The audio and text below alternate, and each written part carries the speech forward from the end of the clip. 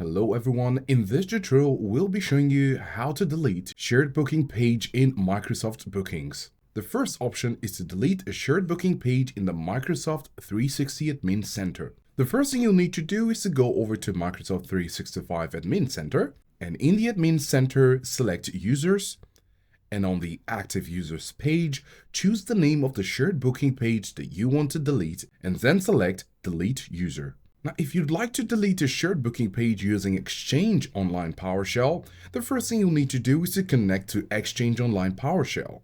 Then run the following command to get a list of the booking mailboxes in your tenant.